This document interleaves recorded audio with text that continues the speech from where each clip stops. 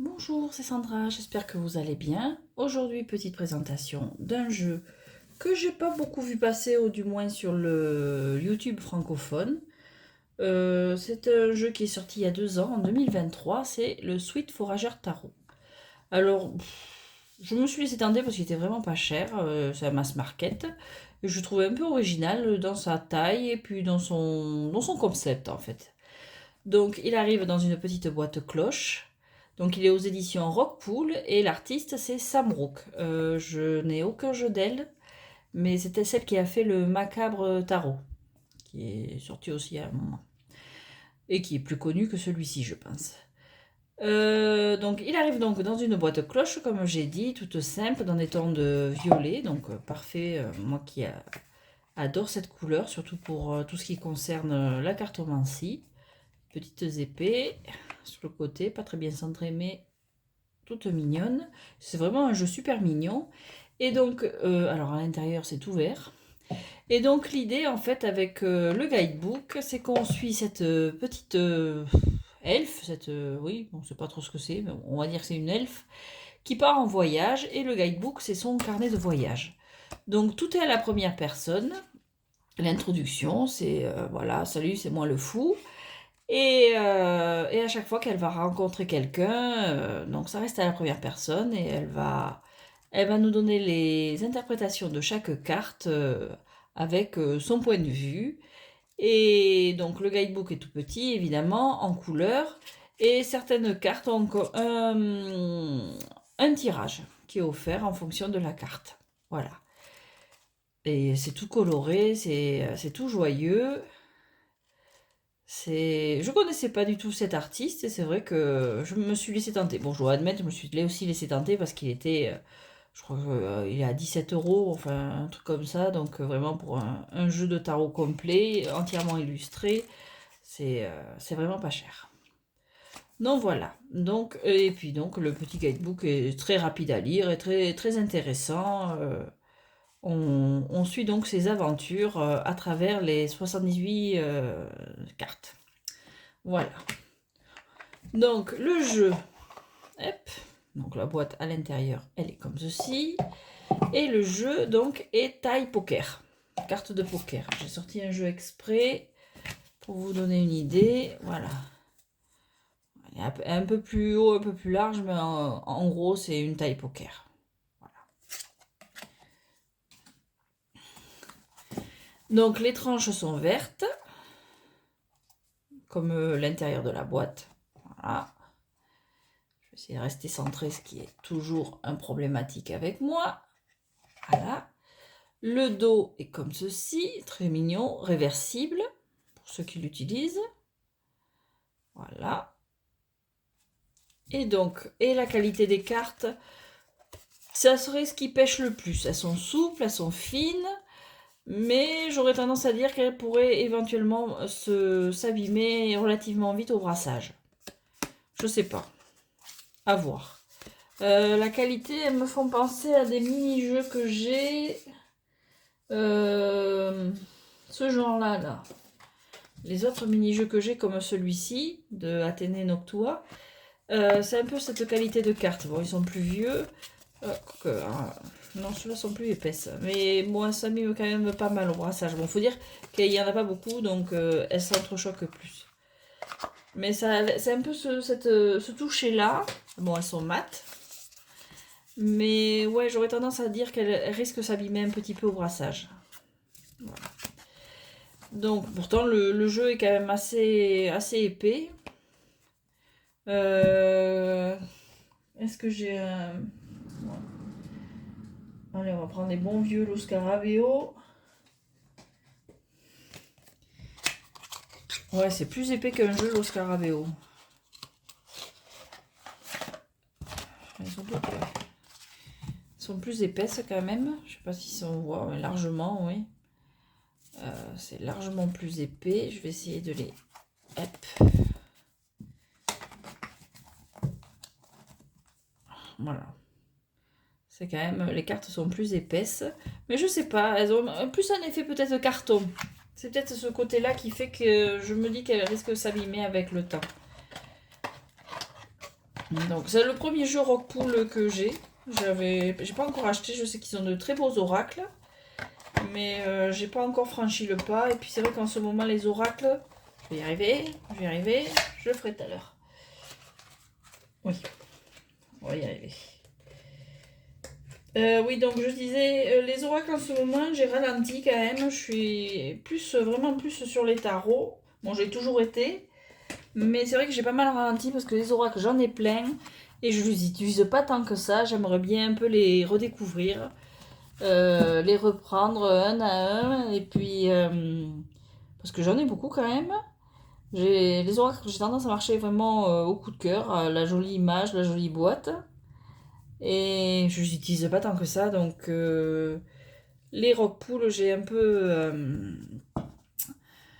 Bien que j'en ai que j'aime beaucoup, j'ai pas encore sauté le pas. Pourtant, ils sont pas chers, ils sont très beaux, mais j'ai tendance à freiner sur les oracles, quoi. Donc, les cartes.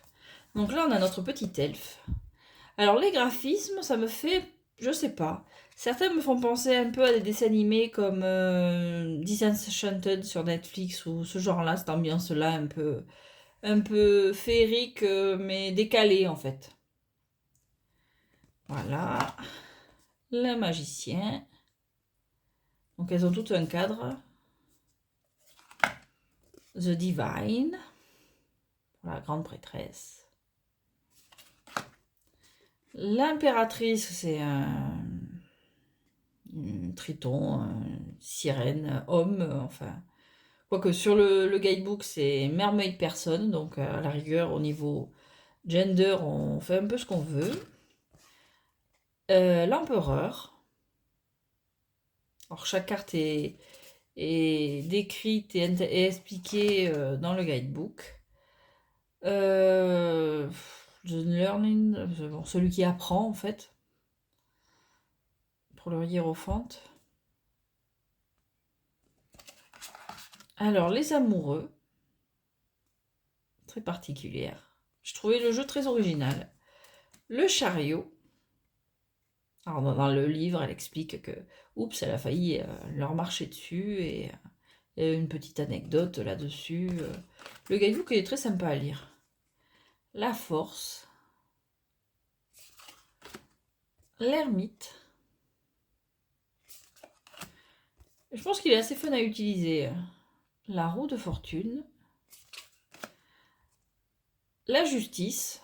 Alors là, il y a des cartes comme ça où c'est un peu gender free. C'est à nous de choisir si c'est un homme, si c'est une femme, à l'interpréter comme on veut. Je crois qu'il y a une. Je viens de penser. Non, c'est un dessin. Il y a une présentation. J'ai oublié de dire que dans le guidebook, il y a aussi une présentation de l'auteur qui. Le jeu un peu à son image colorée. Peut-être un monde un peu décalé. Enfin. Voilà. Le pendu.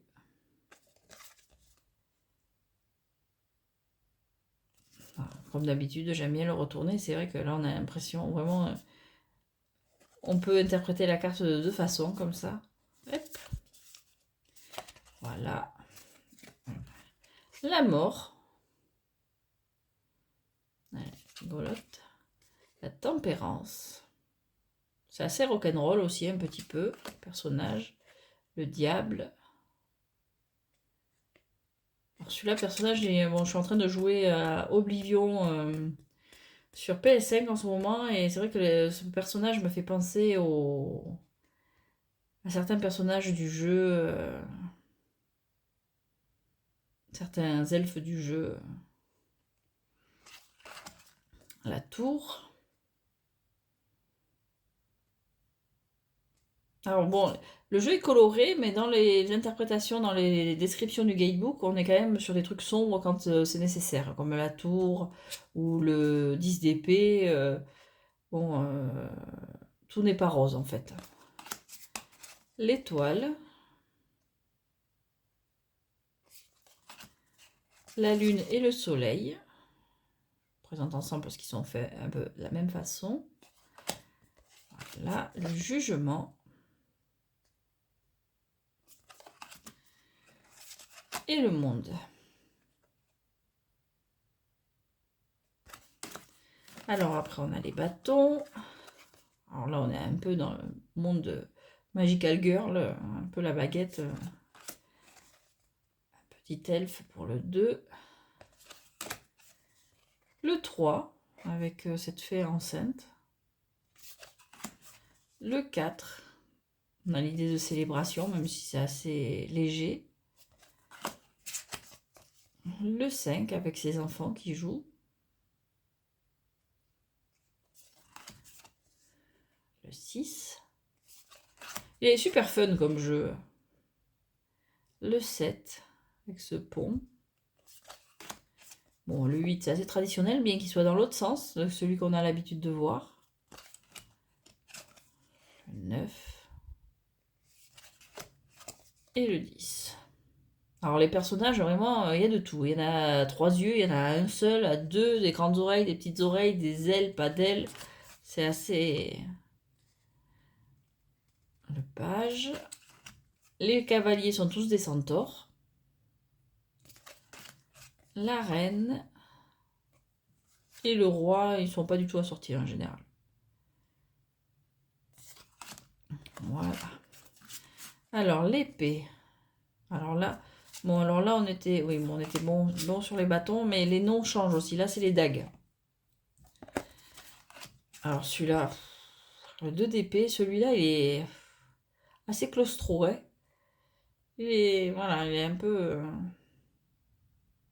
particulier. Bon, le 3, comme d'hab. Le 4. Le 5.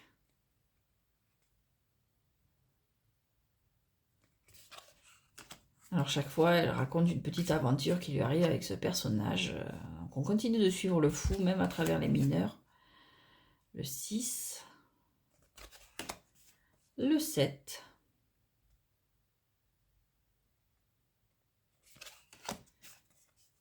Le 8. Le 9. Et le 10. Celle-là, elle est assez... Même si c'est coloré, ça reste glauque. Alors, un page, avec ses yeux papillons. Le cavalier, encore un centaure. Féminin, cette fois. La reine, avec cette petite sirène. Enfin, petite, non, c'est une maman sirène. Et le roi, alors là... c'est une... Bon, on voit clairement que c'est une femme, mais dans le guidebook, il est au masculin. Donc, chacun voit ce qu'il veut, en fait. Pour la coupe, côté gothique, avec ses doigts noirs, un peu sombres. 2 de coupe. Le 3. Le 4. Avec le niveau... Les personnages sont tous différents, en fait. Le 5. On se croirait même pas... Bon, à la base, c'est une promenade dans une forêt enchantée, mais à la rigueur, on pourrait presque se croire dans l'espace avec des extraterrestres. Bon, on garde l'idée de voyage, mais... Le 6. Le 7. Bon, bien sûr, bon, je vais pas préciser, mais c'est évident, il suit le Rider Waite Smith. Le 8. Le 9. Le 10. Et enfin, le page. Le cavalier. La reine. Et le roi. La reine dans son bain et le roi. Et enfin, alors là, on est à la place des pentacles, on a les cristaux, l'as de cristal, l'as de cristaux. Voilà. Le 2. On perd un peu l'idée d'équilibre, il n'y a pas le symbole d'infini qu'on peut y retrouver d'habitude, mais bon, on garde l'idée. Le 3. Le 4. Je sais pas si c'est un gobelin. On change encore un peu. Nouveau personnage. Le 5, bon, on garde l'idée. Le 6, la générosité. Le 7 avec cette sirène. Le 8. J'aime beaucoup celle-là, le 9. Très belle. Et le 10. Là, on a le page. Le cavalier, toujours un centaure. La reine, que je trouve super classe. Et le roi. Voilà. Donc c'est un tout petit jeu, vite fait présenté, que j'aime beaucoup. C'est une belle surprise. Je l'ai acheté un peu au hasard. Je le trouvais original en fait. Je trouvais qu'il changeait. J'aime bien son petit format, passe-partout. Ses tranches sont sympas, même si à mon avis elles vont pas durer longtemps. Et puis bon, j'aime bien. Non, bon, en faisant attention, il devrait se mélanger relativement. Ouais, va falloir faire attention. Mais bon, c'est un jeu agréable à manipuler. Pour l'été, je trouve qu'avec ses couleurs, il se marie très bien. Je sais pas avec quel jeu je pourrais l'utiliser si je fais des paires. Mais bon, je vais d'abord l'utiliser tout seul, voir ce qu'il donne. Parce que bon, je l'ai reçu cette semaine. Et puis voilà, donc un mignon petit jeu, sans prise de tête, avec un guidebook intéressant. C'est intéressant de suivre le fou à travers son voyage. C'est une autre façon de prendre les choses. Et non, c'est une jolie petite acquisition. Donc voilà, je vous remercie si vous êtes venu jusque-là. Je vous souhaite une très bonne journée. Je vous dis à bientôt.